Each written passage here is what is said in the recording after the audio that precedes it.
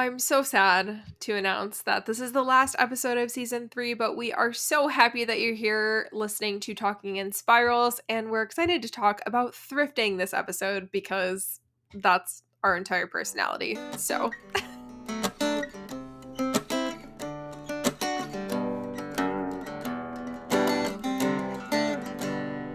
For those of you who are new here, my name is Brennan, and I'm Maria. and this is your favorite friendly, cozy neighborhood podcast where we talk all things like sustainability, slow living, recipes, environmentalism, some social justice things, just shared values and ethics, but in the format of two friends chatting over a nice iced coffee.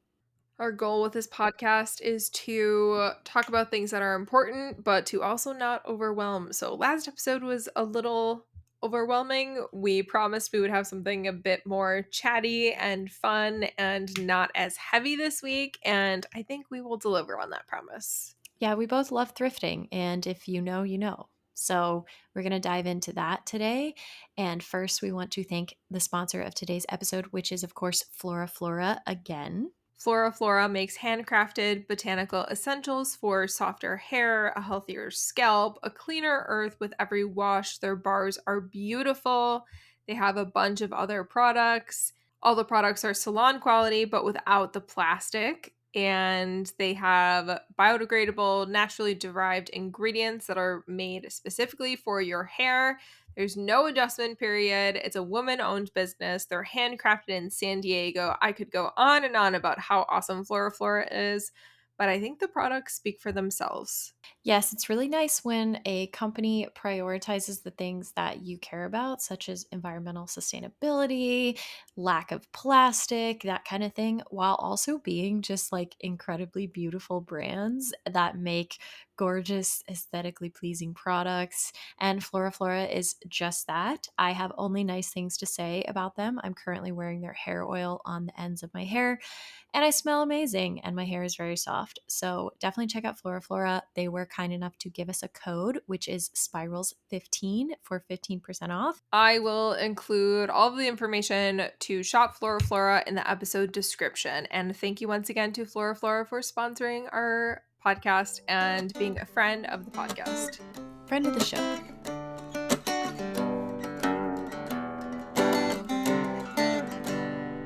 So, if you're new to listening to our show and this is the first episode that you've listened to, Brennan and I tend to hyperfixate on things in our lives because we tend to make things our entire personality for a few weeks and then move on. So we start every single show by giving our hyperfixations and kind of just chatting about what we're doing because we tend to take on a lot of projects and start new things and try new things and hyperfixate on them. So every week we talk about our hyperfixations.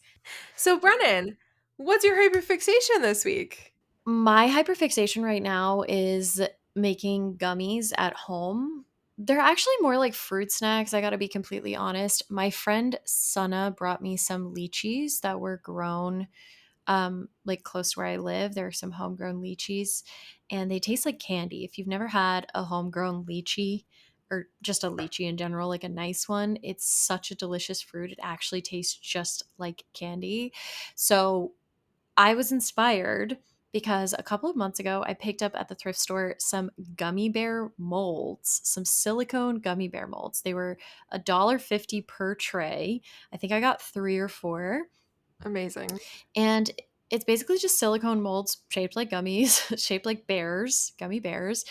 And I didn't realize how easy it is to make your own homemade gummies. I've seen a lot of videos about it on TikTok, but I decided I want to give it a try myself and really, experiment a little bit.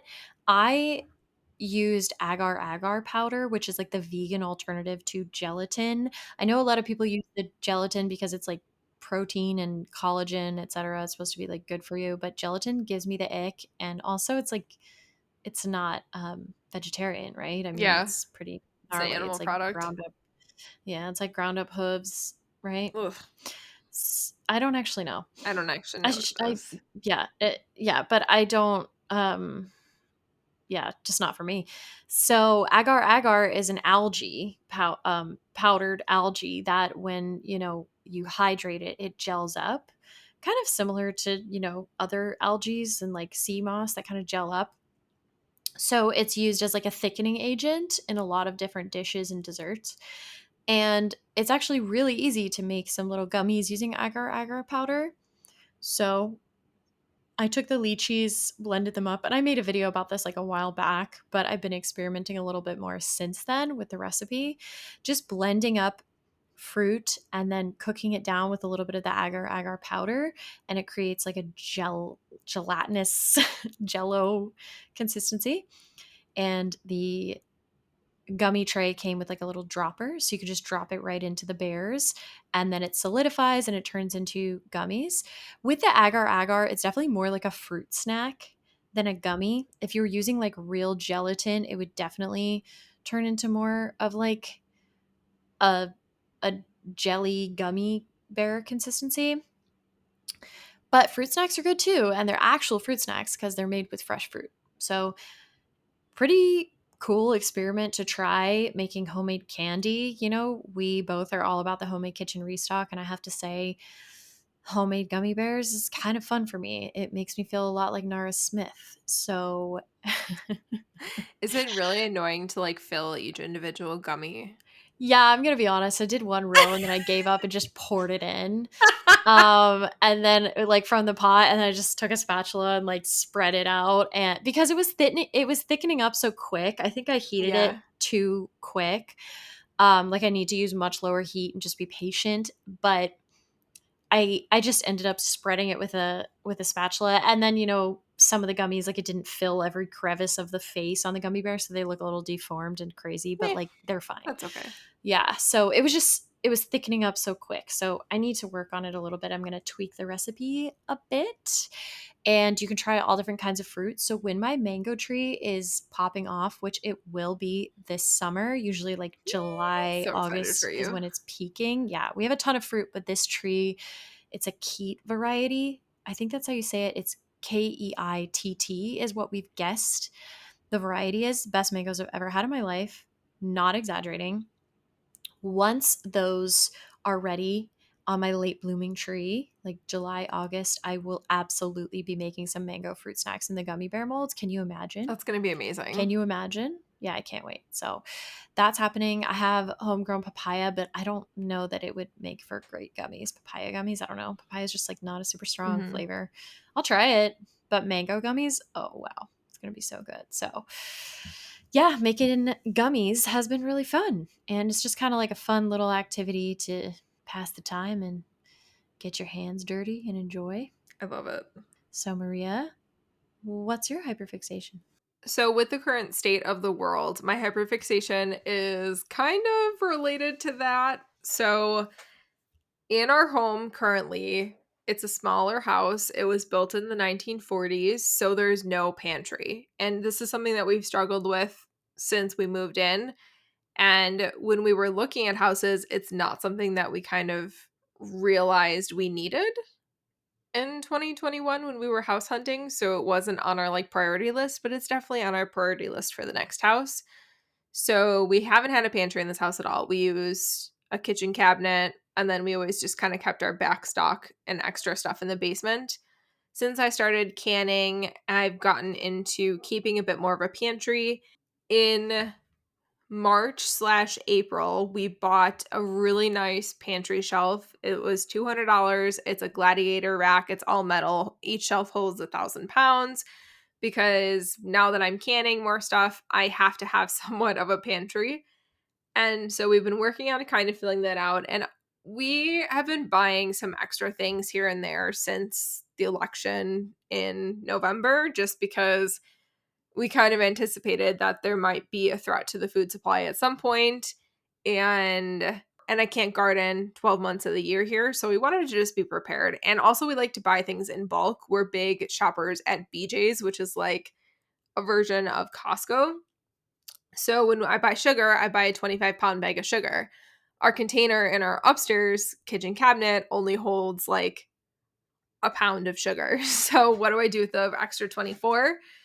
I have been putting it on the pantry shelves and building out my pantry. So I just did a YouTube video about what we stock, and and what I think people should stock to have kind of a built out pantry.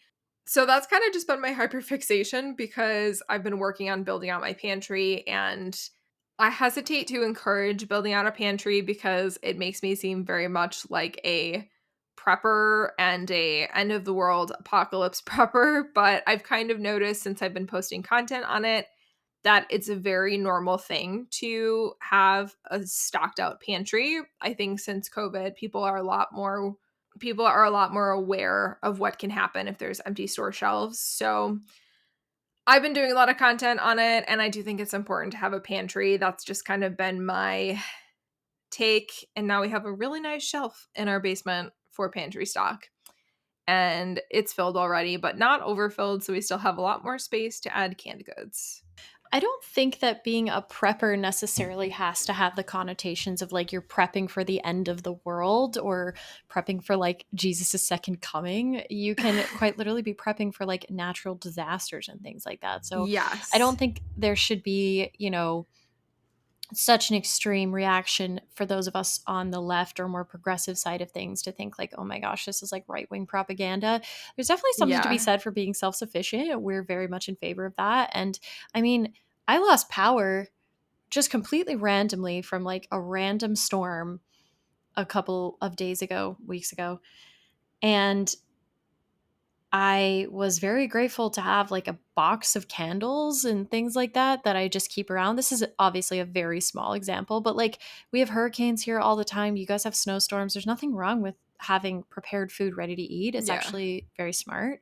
So I don't think you need to, feel weird about it. You're definitely just doing the best that you can to be prepared for, all the things that can happen. I mean, obviously, as long as you don't take it so far, and I know you won't with your husband because he keeps He's you my yeah, he keeps you keeps in me check. grounded. Yeah. I just this video went viral on Facebook and I got a lot of like negative comments about it, and people are like, "Oh my gosh, you're panicking." And I'm like, "The whole video is about not panicking." And I think that video is very clear that I mean, you literally started out by saying, I'm not prepping for the end of the world, don't you? yes, that is literally the first Yeah. like sentence. Like I'm not prepping for an apocalypse. I'm prepping for life. It's just an example of people having something to say about literally everything. You can never win. So I think it's really cool. I was actually when we lost power and we were just like sitting in the dark. We hadn't eaten dinner yet. I was like, well, dang, I do wish I had more stuff Yeah. here. So I don't think there's anything wrong with that. I think it's great. And then there's also an extra facet of it too, being that most people don't have the extra money to stock up on stuff. And Oh, totally. so I tried to be as, Try to cover all your bases. yeah, and recognize that not everybody can do something like this, but having an extra couple boxes of pasta or having extra rice and beans on hand is never a bad thing, but only buy what you're going to use. Yeah, I promise you're fine. Food waste. Oh, totally. Yeah. Well, that's a great hyperfixation. I think it's great. So, today we're talking all about thrifting. We realized that we have never done an actual full on episode about thrifting. And I'm kind of surprised by that because thrifting is a lot of our personality. Because Brennan likes thrifting secondhand clothing. I like thrifting secondhand home things and kitchen things. And we talk about it a lot. So, how we haven't done a full episode on it, I don't know. But here it is. To close out our first season, we did an episode about sustainable fashion and we touched a lot on thrifting. And also, as always, we touch on all these topics all the time throughout all the seasons and episodes of this podcast because it's called Talking in Spirals for a reason. We like to ramble and touch on all these topics as they intertwine. But this one will be entirely dedicated to thrifting, the ways that we like to thrift, the reasons for thrifting, and of course, some of the best tips and tricks for secondhand shopping and thrifting. I think we should also do like our favorite thrift find of all time. Oh, hell yeah. So Perfect. start Amazing. thinking. So, to start us off, I think it's important to touch on things that you probably already know, but it's a nice reminder. We have enough clothes alone on this planet to clothe the next 6 generations. So, buying secondhand is an incredible way to combat that. You do not need to buy new. There is plenty of secondhand stuff that you can buy. I mean, more than enough. There's so much. We have too much. So it's a very small shift that you can make buying secondhand things versus brand new. And it has a massive environmental impact. If people started buying secondhand before they chose to buy new, if they bought new as like a last resort, it would have a massive environmental impact. And of course, that's just touching on fashion because that's like more my niche area of interest in this regard, but it does apply to like furniture and home decor and just things that you need. Always secondhand is going to be the most responsible and sustainable option in almost every regard. There's obviously exceptions to that. I want to start off by saying there's things that I don't thrift for sure. Underwear, obviously, I'm not thrifting unless there was a situation where it was like tags still attached, like brand new, like from a Even then, Poshmark that's a seller. little Yeah, it's a little weird. Yeah, I'm, unsure. I'm with you. Yeah. I don't even think my thrift store even sells underwear. No, I kind of mean more like people will sell like on Poshmark, like an unopened package of like underwear or Oh, I something. I see. know some people are fine with buying that. You do what you want. It's your life. It's your crotch. But that's definitely something that I don't feel comfortable thrifting. And then another one that I generally don't thrift, I'm kind of 50-50 on is activewear because I work out a lot and some secondhand activewear is a little gnarly. You know, if you sweat the way that I do, secondhand activewear maybe gives people the ick. I still do buy some secondhand activewear for sure, especially if you go to places like consignment stores or Plato's Closet. They'll have like some in really good condition because those places, consignment stores, like they check, you know, the quality. They're not going to buy it from you if it's not, you know, in pretty mint condition. So have a feeling those pieces have been worn like 2 or 3 times, and I feel comfortable like running them on like a pretty intense wash cycle and then wearing it. But apart from that, activewear is something that I still do buy new. Try to support sustainable businesses, but I'm actually not in the place in my life right now financially where I can really do that. So that's one thing that I don't necessarily buy secondhand first. But apart from that, almost every other arena of my life, I choose secondhand. I would say my closet is about probably 80%, if not more, secondhand and thrifted. And then my actual house, like my home decor and stuff, I would say more so, like 85 to 90% of it is secondhand. Myself and my partner both love thrifting and secondhand stuff. Um, so we've saved like undoubtedly thousands and thousands and thousands of dollars in that regard. I was doing a bunch of research on this, and only 16 to 18% of Americans shop at thrift stores That's crazy. in the United States. Isn't that insane? Yeah, that's But crazy. if you shop at the thrift store, you save an average of $2,000 a year by purchasing items secondhand. So I think another reason why we actually thrift is to save money. And 33% of millennials thrift, but 83% of Gen Z thrifts. Oh, amazing. I love to hear that. So I think it just goes to show that newer generations don't have the money to buy everything new. They don't have the money and they also understand that old stuff is cool. And that makes me so Yes. happy. And also, we know that Gen Z is pretty tapped in with social issues, environmental issues compared to previous generations. So Yes. they're absolutely like aware of these stats that we have too many clothes and too many clothes being produced and too many items being produced. And choosing secondhand is the most sustainable way to combat that. And we love that. So go Gen Z. I think I'm considered Gen Z, but I'm also in that like weird 2 to 3 year age range where we're not a generation. I think we're both considered zillennials, right? Where it's like Gen Z millennial. I definitely identify more with millennial, but every time I look it up, it's a different thing. It says like Oh, at this moment, it says I'm Gen Z. It starts in 97. Gen Z starts in 96. You're technically millennial. See, but even then, Yeah. yeah. But then sometimes I look it up and it says 95. And sometimes it says 96. And sometimes it But we're says not like boomer. We're not boomers, so we're not boomers. No, no, I culturally feel definitely more like akin to a millennial, but then I also like make content on social media, which is like very Gen Z, I guess. But I don't know. Doesn't matter. The younger generation is very much like interested in thrifting and secondhand yes. shopping, and I'm obsessed. I think it's amazing. So it's, I have only positive things to say about thrifting. I mean, if you watch our content, then you know this. But it is so much better for the environment. It saves you so much money. It's a really fun activity to like go out searching for something and to learn to enjoy the hunt, right? Rather than just having that immediate gratification of running into a Target, grabbing something and just like not actually having to like really fight for it in a way. Mhm. I don't know. Maybe some people don't like that. I know some people get very overwhelmed by being inside of like a thrift store or digging. I love it. Yeah. I live for it. I have to be in the mood though, because I am definitely one of those people that can get overwhelmed thrifting, but I have to be in the mindset of thrifting to enjoy it. Mhm. There are some times I'll walk into a thrift store and I'll be like, you know what, I really can't do this. So I'll just like very quickly browse and then be like, okay, I gotta go. But there are Yeah. other days where I'll spend 4 hours in a single thrift store Yeah. trying everything on. And when the itch hits, I'm like, I gotta go. I gotta Yeah. go.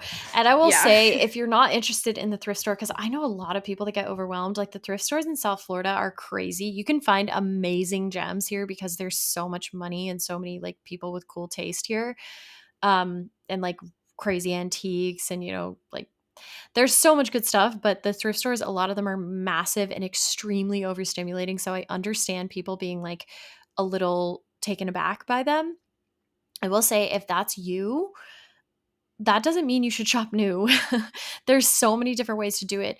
I always say, I actually lately, for the past couple of years, have been loving consignment stores and like resale stores. Like, there's so many of them that are so good. Obviously, you should support a local one if you have one in your area. We love like our local consignment store here. I go all the time. I have a credit there. So when I do feel like shopping, I can kind of just go shop for free, which is nice because I've sold them clothes. But then also like Plato's Closet. I'm a ride or die for Plato's Closet. I love, there's one called Uptown Cheapskate. There's lots of these like resale stores where if you're not comfortable digging in a gnarly thrift store, try a resale store. You'll probably love it. It feels more like, you know, organized and clean. And that's a good place to start. The prices are a little higher, but like, you know, if that's the experience that you're looking for, if you're really opposed to actual thrifting and like getting in the mix, then try that. You could also check out like flea markets, antique markets, vintage stores. There's so many ways to do it that are still going to be exponentially more sustainable than running to Forever 21. Like, and that's just not in regards to clothes. That's everything, right? So if you need a couch, let's go look for one at a thrift store, at a market. I'm a big fan of Facebook Marketplace for home items. Do not sleep on Facebook Marketplace. We have found so many good things while trying to furnish our home since then. And also, it's almost garage sale season for Western New Yorkers, and I'm sure anyone who's not frozen has garage sales all year round. But it's we're finally defrosted in Buffalo, so it's almost garage sale season. Congratulations. I love I love garage sales. They're the best. It's just fun like looking at other people's stuff even if you don't buy anything, which is also very weird to be like I like looking at other people's stuff, but like Oh, I love I love it. it. So garage sales are I don't great. care if anyone thinks that's weird. I live for it. I love it. So, we talked a little bit about the environmental impact and a little bit about how we personally enjoy shopping secondhand thrifting. Maria, I'm curious if you have any tips for people for finding stuff and avoiding like overconsumption, kind of crazy hoarding behavior, which I'm not going to say that either one of us is like, oh, we're perfect. We never overconsume or just like spontaneously buy things at the thrift. We definitely both do.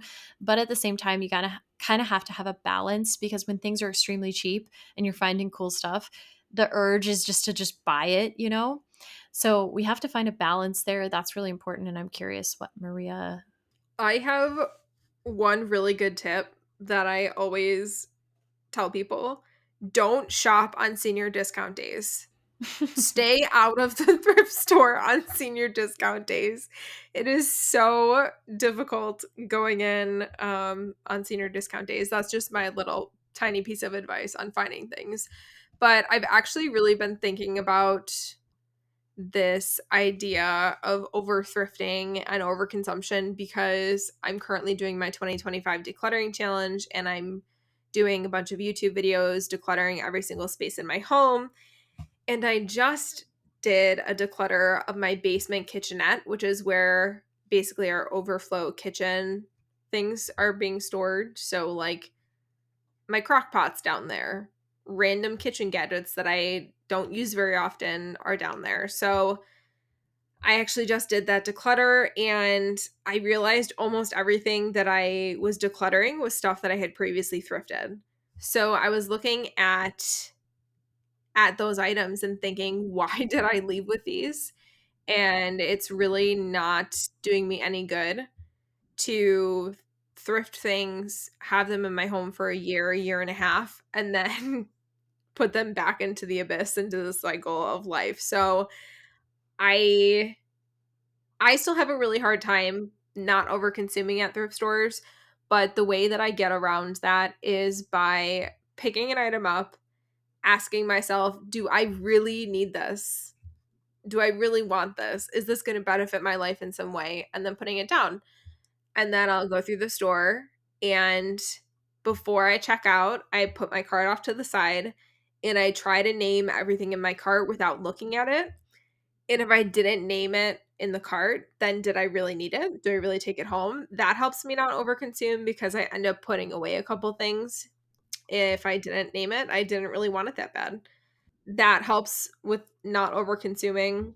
And my last thing that I think really helps is having a thrifting wish list. It sounds so silly, but I have a little wish list on my reminders app on my phone. That's a thrifting wish list, and I stick to it. So I've got on here a pie dish, a cast iron tortilla press, a yarn spinner, art, craft supplies cabinet. Like, I have a running list of things that I know that I want, that I think would be useful, and if it's not on the list, I'm not really buying it. I do have some general categories on there, like physical media. I'm always looking for books and movies that I wanna watch or records, and I always have cotton clothing, linen clothing, cashmere wool, something natural fiber clothing on there, and a general holiday decor, but I try to be very specific with things, and that definitely helps me to not overconsume. So that's how I try to not overconsume at thrift stores. It's really hard. It takes practice. I mean, I've been thrifting for years and I still am decluttering things that I previously thrifted, thought I would love, thought I would use, and didn't. Right. So I was going to say the list in your notes app on your phone is hugely helpful. That is Mhm. something that I absolutely stand by and I think is like such a game changer. If you're, and again, a lot of mine come down to like getting dressed because a lot of my thrifting is clothes because I love clothes. It's the least sustainable thing about me, whatever, depends on how you look at it. But you make it Um, so sustainable. You I thrift almost try, but everything. yeah, no, I thrift almost everything, but like I should like wear things forever, and just like not get new stuff, but that's just not me. I like clothes, man. I like it. So anyways, I do my best, but I have a list in my phone of like holes in my wardrobe. So when I'm Oh, thrifting, I yeah. often find that I want to go straight to like the printed dresses and like the cool stuff. And the thing is, I have so many pieces like that. What I don't have is like a really good white t-shirt. You know what I Yeah. mean? Like I'm wearing this black t-shirt today that I got at Plato's Closet a couple weeks ago, and when I picked this up, I was like, oh, "That's so boring. It's just a black t-shirt. I want like a weird pair of overalls." But you know what? I put it on and I was like, "This is the perfect black t-shirt. This is what I should be spending my money on, Yeah. not just the weird overalls." Don't get me wrong. I have several pairs of weird overalls, and I will not stop in that department ever. White t-shirts are also just so hard to They're so find hard to find. because It's crazy. they're so thin and see-through all the time. They're either see-through or they look cheap or yeah, anyways. I finding a good fitting t-shirt, things like a good pair of jeans, like things that you'll actually wear. When I go into the thrift and I'm getting my little dopamine high, which I recognize doesn't happen for everyone, Oh, but it it does so for me, happens for me. I find I know. I find that I go towards the pieces that I don't really necessarily need. So it's nice to have that list in your notes that kind of keeps you grounded. Like, what's something I'm actually looking for? Like for me, I've been wearing the same Birkenstocks for 5 years. I thrifted them 5 years ago and they were in almost brand new condition. That's amazing. Oh, well, I shouldn't say thrifted. I think I got them. Oh, like on Poshmark or Wait, I something? can't remember. I think I got them at Buffalo Exchange in Ventura in California. I can't remember if they were at the Buffalo Exchange or the Goodwill next to the Buffalo Exchange. I can't remember. But I they were like in mint condition. I mean, they were $40, but like I've worn them for 5 years. That was in 2020. So they are like my feet are like on the ground. Do you know what I mean? Like I've like worn through them. So if I find a pair of Birkenstocks that are like in mint condition, I will pay like $50 at the thrift. I don't Yeah. care. Because that's the shoe that I wear every day, pretty much, despite my, intentions to wear cooler shoes. That's what I end up wearing. And so that's something that's on my list. There's a couple other things on my list of things like I need for my house. Like I really would like to have like one of those big citrus juicers where you like push down. I want one of those. That's been on my list. It's nice to have a list because when you get in the store, especially if you're like me and you always seem to get a coffee before you go thrift, it's like they go hand in hand. I have to have both kind of thing, um, which is silly. If you do that and you're caffeinated and you get in there and you start having ADHD issues and just wanting to get all the cool stuff and forget that you need a black t shirt, keep a list. I think that's really helpful. I also do something which is just a silly thing I do where if I'm with a friend, I will say, okay, I'm going to try this on. I'm not looking at the price tag. If this is over $15, I'm not getting it. Oh, I've seen that trend on TikTok for, like, home goods stores. And then I'll turn it around. Yeah, yeah, turn it around and it's $15. I'm like, okay, well, you know what I mean? So I think that's a really good way to do it. Um, Another thing for me to avoid over consuming, and this one's maybe a little controversial depending on who you ask and how much of an eco warrior they are. I am a big fan of cleaning out my closet pretty regularly. I like to keep like a rotation of things and I make sure that I'm responsibly diverting the stuff that I do end up getting rid of. But because a lot of the time when you go thrifting, you can't like try things on in all the thrift Yeah, stores, or sometimes it's like a hit or miss, or you'll buy something because it's 50 cents and you're like, am I actually going to wear it? I think it's worth a shot, and maybe yeah. you wear it a couple of times and you realize it's just not for you, which again is not the most sustainable way to do things, but hey, we're doing what we can. Then those things can be diverted. I often will sell them back to like a secondhand store, Plato's Closet. I like to sell stuff on ThreadUp, but I'm a big fan of cleaning out the closet Yes. and being really realistic with the pieces that I have about how often I'm actually wearing them and whether or not they can be diverted. So that way to me it feels like an in out situation. So if I declutter a bunch of stuff and I take it to a consignment store and then I can get a handful of new pieces or maybe one or two new pieces from the consignment, oftentimes they're free because I'll have credit from selling to them. And then it's like I still got rid of things. So I'm not just adding and adding and adding to my closet or to my home. I try and keep an inventory and do a little check in and make sure that the stuff that I'm Yeah. bringing in is appropriate. So that's not necessarily just thrifting, but like just in general, when you're shopping secondhand, just kind of try and keep a handle on what we do have and what we do need. I didn't realize until I started sharing a lot of decluttering content that people don't declutter on a regular basis and, like, go through their closets on a regular basis, and that is a wild concept. I declutter like every week. I literally am always decluttering, and I feel like this is probably not just a uniquely American problem, but on the other hand, it probably is. I am always going through my stuff, and I do think that that is somewhat sustainable because instead of letting things sit in my house for 40 years and then get donated when I die, I feel like if I can pass things on now, if I'm not actually going to use them, then they can actually live their fullest life elsewhere. 100%, because everything has a resource cost, right? And that's why thrifting, like donating to Goodwill or Salvation Army or something, is should never be your first line of defense, because we have Yes. statistics show us that a huge percentage of stuff that gets donated to the thrift store ends up in the landfill and it doesn't actually get diverted in a responsible way. So it when you have an item in your belonging, it's important to make sure that it's responsibly diverted, because everything has a resource cost. The materials cost, the labor cost, the environmental cost. Like if you have an item that you can get use out of, then that item is your responsibility to responsibly divert. So that's something I feel very strongly about. So if you have stuff in your house, try and and you're decluttering it before you bring more in, try and find the most responsible pathway to do that. And I just want to share a couple of those resources because I feel like it's very important and people don't know a lot of them. My first call, I guess I could say, my first call is always to my local Buy Nothing group. I always post something Mhm. on my local Buy Nothing group because if people are willing to go out of their way to go pick up an item, then it's more likely that they really want and will really actually use that item. So Buy Nothing groups are always my first stop. My second stop is always things like red boxes that are for hearts for the homeless. So like most of the time when we have a bag of clothes that are in really nice condition, we'll put them in the red drop box for hearts for the homeless. And I think I don't know if it's just a Western New York thing, but I'm sure your area also has them too.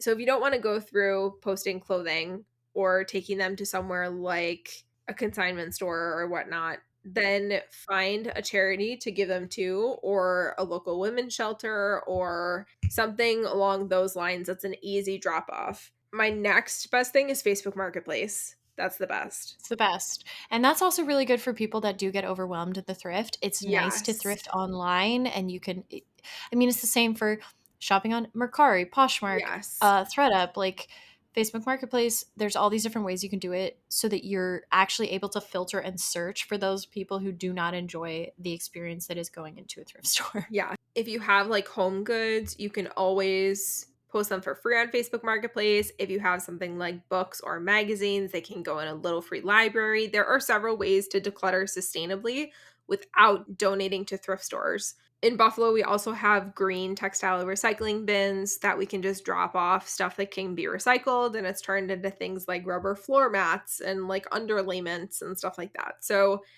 we're lucky in Buffalo that we have drop off places. But if you don't have a spot to drop off locally, you can always use something like Trashy that you spend $20 to get credit on their website to get a bag that you can then fill and send back to them and they'll recycle it. And then you get $20 credit to shop on their website when you get the bag back. So you do kind of like pay for it, but you get that credit back to shop. Yeah. So there's a lot of ways to do it. And we've done episodes about that in the past. If you guys would like a full episode about, diverting things and decluttering, we can do that if we haven't already. We've talked about it quite a bit, but one of those hero topics here on the Talking in Spirals podcast, we would be happy to talk about it some more. But in terms of actual thrifting now, we can dive into like the actual process of thrifting. What is it like for you to actually thrift? Like what are some tips for when you walk into the thrift? Because I have some for like finding gems, and then we'll dive into like some of our all-time favorite thrift finds that we've like ever gotten and talk about like why they're so special. People always ask me, they're like, "How do you find this stuff?" And I think some of it, I will say, this is going to make me sound like stuck up, but I do have an eye.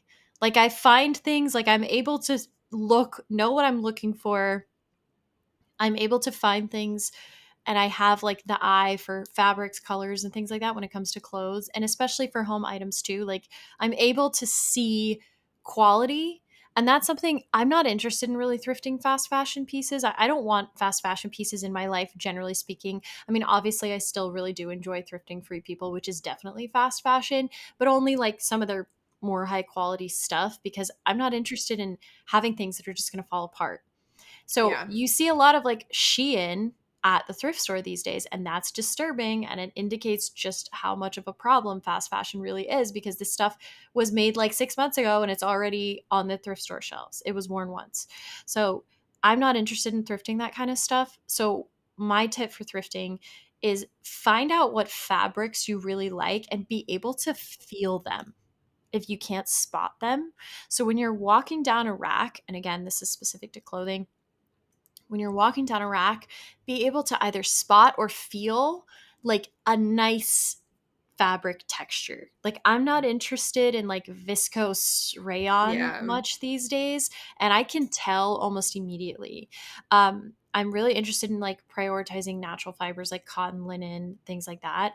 Obviously, blends happen. Activewear is a completely different story. I'm not just going to wear, linen activewear. Yeah. But for, you know, pieces that I want to have for a long time, I'm able to feel for natural fibers and see them, and that's something I really prioritize. So keep an eye out for that and kind of like train yourself next time you're wearing something you really like, you like the fibers. If you don't know anything about fibers, check the tag and see what your favorite pieces are made of. And then, you know, because you'll notice natural fibers, obviously they're the most sustainable choice. They will break down. In addition to that, they last longer. They feel Mhm. better. Like if you wash a little Forever 21 dress 5 times that's made of rayon, viscose, or polyester or some garbage, it shrinks, it rips, Yeah. it just doesn't maintain its shape. And I'm not interested in that kind of stuff. So I've been a lot more discerning with the fabrics and the quality of materials I'm bringing into my house. It's the same thing when I'm thrifting for furniture. I Mhm. want wood, ceramic, you know, obviously for kitchen tools and things, you can need plastic and things like that. I'm not a purist, but I will go ahead and search for specific stuff that is, you know, the materials that I like. So that's my biggest tip. Yeah, that's a very solid tip. I always look for, like, stainless steel for kitchen because Yes. it's indestructible, but stuff like that can be really hard to find at the thrift. I've had better luck if I'm looking for something specifically like a stainless steel pan to just search it on Facebook Marketplace because thrift stores can be kind of chaotic. And I feel like at thrift stores, I only ever see like nonstick cookware that has a bunch of scratches in it and like plastic utensils because that's what people do with all their stuff instead of throwing it out. They just donate it to the thrift. So that can be definitely tricky. So I find that searching online for some of those harder to find items is better. And I also, this sounds really silly, if I know I need something like a gravy boat or something, I'll do research before I actually put it on my thrift wish list to find what kind of material is best, what kind of material I want. And also checking prices, especially if you only have like Goodwills near you, because Goodwills have been known to price gouge, especially when it comes to like glass jars. I can buy a pack of 12 brand new glass jars for like $12. So I shouldn't spend more than $1 per glass jar at the thrift store. Knowing prices of kind of what you're looking at is also key. Yeah, absolutely. When you go into the thrift store, depending on the thrift that you're in, again, thrifters already know this, but oftentimes there's a color of the day or a color of the week. So the tags have different colors, and certain colors will be 50% off, 25% off, 75% off. And that is the best feeling ever when you find something that you really, really like and it's like 50% off just because it's Mhm. Thursday. That's the best feeling. So definitely recommend that. I also recommend going to thrift stores. I know not everyone can do this, but in times that are not as high traffic, like thrift stores on the weekend can be a little bit chaotic. Obviously, most people have real jobs. But if you have the ability to go like at 9 a.m. on a Thursday, like that's a good time. That's a very good time. Just don't go senior days. Senior days are crazy. Senior discount days are the worst. It's worse than the weekends for us here. Really? Do you live in an area with a lot of old people? Doesn't everyone have a lot of old people? We do in Florida. I don't know if we have more old people than other places, but Well, another one that probably controversial, but I don't care at all is find thrift stores or secondhand stores or vintage stores or consignment stores in high income areas and your mind will be blown. When I lived in yes. Miami, I would go to thrift stores that were the closest to high income areas and the stuff that I would find was absolutely insane. Since we're talking at some point in this episode, our plan was to talk about some of our best finds of all time. When I was a broke, starving college student, I would go to this particular thrift store and I don't gatekeep, I'll tell you. I don't think it's the same anymore, but if you live in Miami, it's the Goodwill on Calle Ocho. I think the Brickell girls that have money go drop their stuff off. It's the closest Goodwill to Brickell. Highly recommend. I made so much money from that Goodwill when I was really into reselling. I walked into that Goodwill one time and I found a brand new Love Shack fancy dress with the $400 tags on it. I flipped that thing. I got it for $12. I flipped that thing. I sold it on Facebook Marketplace for $200 that same day. Holy crap. Yeah, no, I mean, that's just one example. Um, Find thrift stores in high income areas because I live in Palm Beach County. I am very blessed. There's a lot of downsides to living in a high income area. There's also a lot of upsides. One of the That's an upsides is upside. the thrifting is insane. The vintage shopping is insane. The secondhand shopping is insane. So, highly recommend find the thrift stores that are closest to nice neighborhoods where you think people would be dropping off really nice stuff. If you care about that kind of thing, if you're interested in getting high quality pieces at a really low rate, that's what you got to do. Let's wrap it up with our favorite thrift finds. So you tell me some of yours. We'll just rapid Okay, fire. does it have to be, like, thrift finds? Because my No. favorite marketplace find was my Breville espresso machine. I've talked about this before, but Breville espresso machines are, like, $750 to $800 for, like, their lower model, and I found one for $300 on Facebook Marketplace. I use it every day. It's amazing. Right. And if you can thrift stuff like that, that's absolutely crazy. Even better. I have found so much good stuff. I don't even know where to begin. I've been really into like secondhand consignment lately. That's just been kind of my jam. But something that comes to mind is I went thrifting and secondhand shopping with my cousin in Lexington, Kentucky, where my family lives. Earlier this year in February, and I found so much good stuff. So, thrifting in different cities and getting a feel for different areas when you're traveling is so fun. New Orleans, also, I'm going in June. That's where my other side of the family is from. And that's one of my favorite places to thrift ever. So definitely thrift when you travel because a favorite find that comes to mind, which is one of my all time favorite finds, was on this particular trip in February to Lexington. My cousin and I went to a secondhand, like consignment local store. I found a Reformation dress that retails for, I think it was $375 on the site. Tag still attached. I got it for Amazing. $30. It fits me perfectly. I think I'm going to a wedding this fall and I cannot wait to wear it. Reformation's a sustainable brand that I would never be able to afford. That was one of my all-time favorite, like recent finds. And then at that same thrift trip at a different store, I found a pair of cowboy boots. I love cowboy boots, especially vintage. They have to be secondhand because they're broken in and they're just cooler. I found a pair of cowboy boots that same day at a consignment and I picked them up and I was obsessed with them because I could tell immediately, like I was saying, that they're heavy, they're high quality, they feel like just really substantial. I put them on and they fit perfectly. I was like, well, I'm getting Nice. these. And they were $40. I was like, that's kind of a lot. And then I looked them up online and they're from this company called Rod Patrick, which only makes custom cowboy boots and they start at $900. And I got them for 40 bucks. Holy I know, crap. they're custom, so no one else has this pair that I have, I don't think.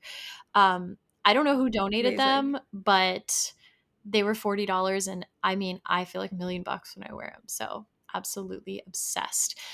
My boyfriend recently found a Gibson guitar at the thrift store for $100. It's worth $1,500. It's a vintage guitar from Holy crap. 1965. He also always is finding Stetson cowboy hats, which is crazy because they're extremely expensive and like collector's items. We have like 6 of them here, which yes, that's too many. I know, but let me have some fun. And they're really cheap at the thrift sometimes. So just keep an eye out for the things you like. Keep a list of like things you would like to have, brands that you like, fabrics that you like. I think it's all about just kind of honing that skill and that ability Mhm. to look and really find some gems. I also wanna quick do a note about things that we always thrift and never buy new because there are so many good categories, clothing being one of them, but also things like picture frames. I never buy those new because I They're like 10, always can find them $15. and Yeah. thrift them for like a dollar. So definitely a good thing to do. DVDs, movies, physical media, We love there's so CDs, records, tapes, everything. yes. Basically Always everything. thrift. Secondhand, first, always, and forever is going to be the entire message of this episode and every episode from now on. If you don't enjoy thrifting, give it another shot. Get yourself a little coffee, throw on some headphones with this podcast or another one, and just enjoy. Go with your girlfriend, go with your friends, have a little day out of it, make it into a fun time. It's I probably miss my thrifting. I She wanna be your moved. thrifting buddy. I know, I feel like we would have such a good time. You would get so overstimulated in the South Florida thrift stores, but I would force you to go and get over caffeinated with me, and we would yap so much. I I would love it. How do you guys feel about us doing a podcast episode while we're actively thrifting?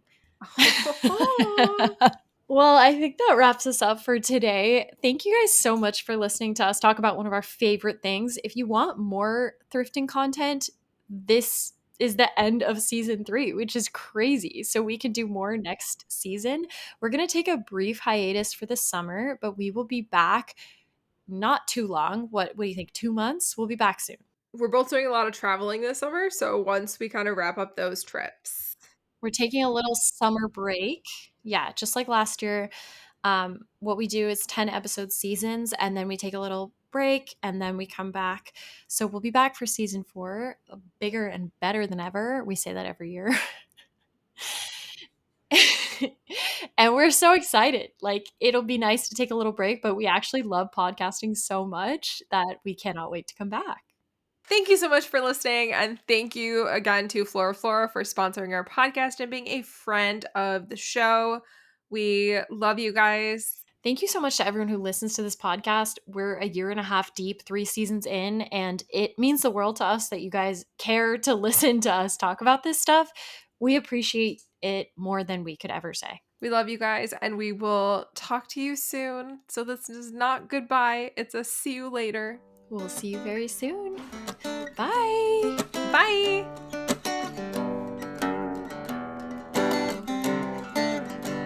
Outro music. I don't even know our own song. No, I do. I don't even know either.